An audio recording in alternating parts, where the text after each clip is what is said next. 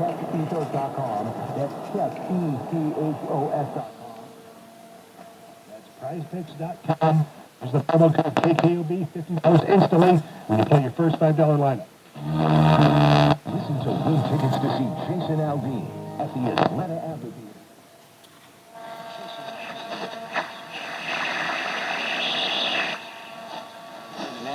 And think you deserve compensation, give us a call right now. 800-745-9090. The relevant radio studios, we had a donor. Very 9090.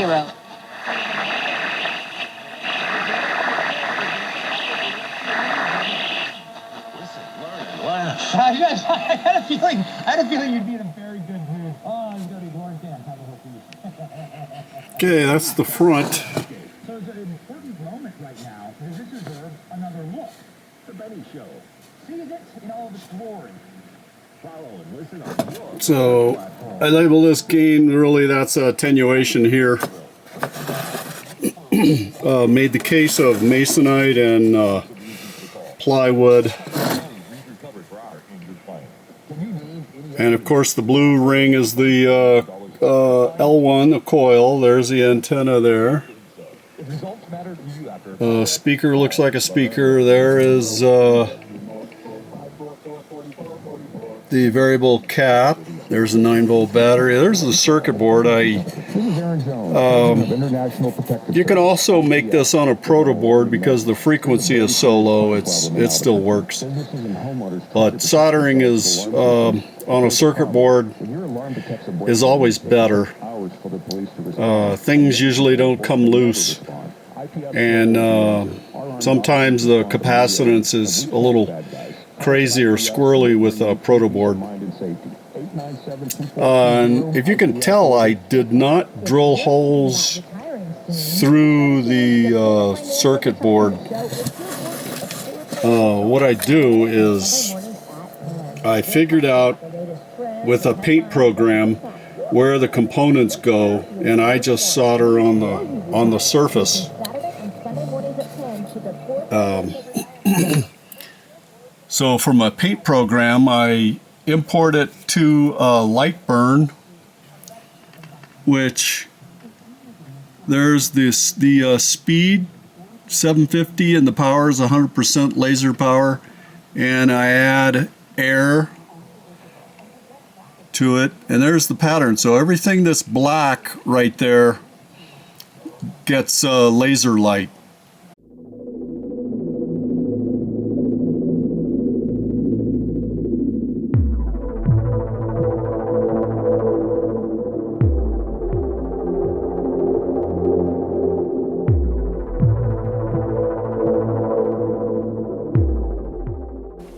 So this is a low powered laser, like 5 watts out. So it takes 20 minutes to do this, which is a bummer. I want to get a stronger laser.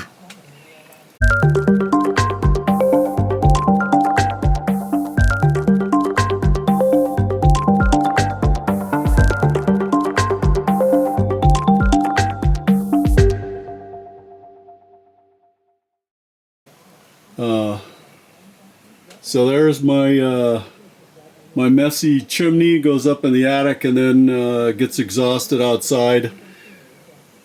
But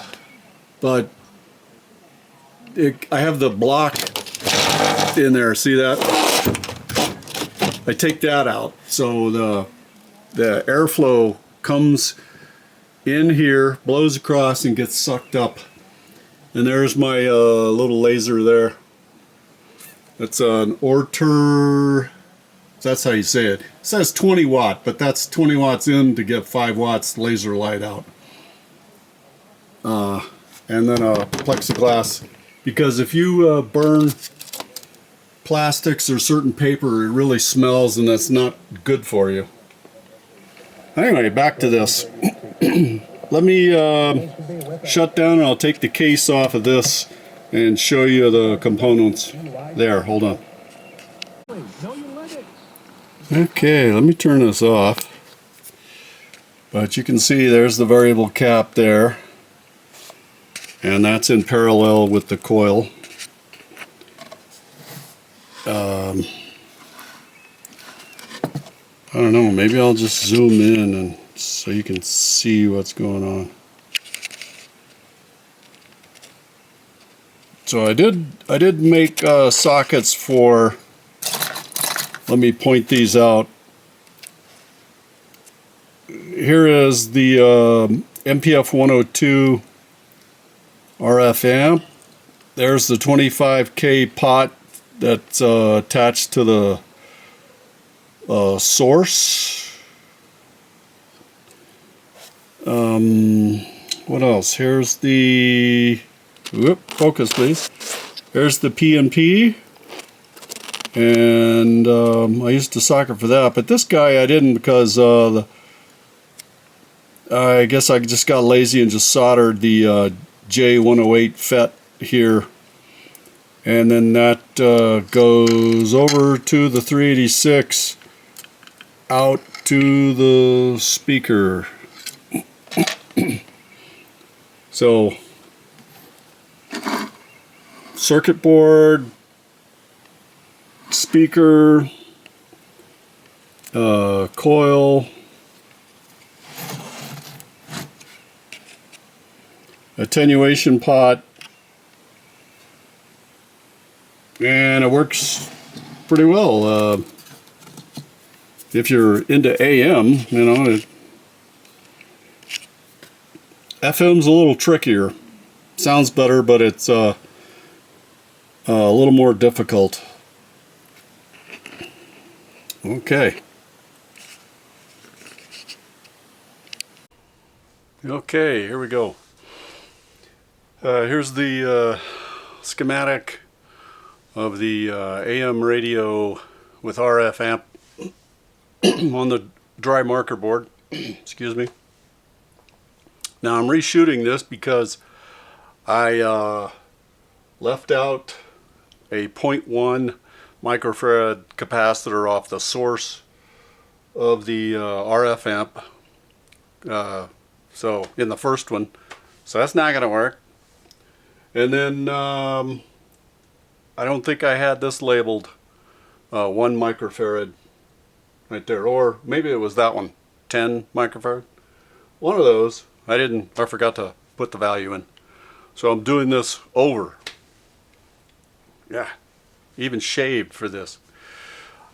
So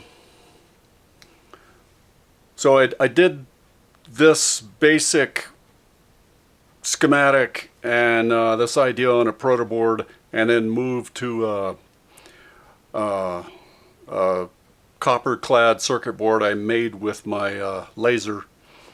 And of course I showed that earlier, I think. So anyway, here's the schematic. Very simple. I did add a attenuator potentiometer for those strong stations, and when you are trying to listen to weak stations or distant stations, you adjust that to almost the minimum, and you kind of have to set this up at the beginning because your gain can be way too high and everything will scream and maybe oscillate motorboat. So that source gain pot 25K, that's almost to the minimum resistance. Of course you have a 100 ohm to save your FET, because in the early days I burned up FETs trying to set up just a pot here. What else? Okay. Input here, tank circuit here.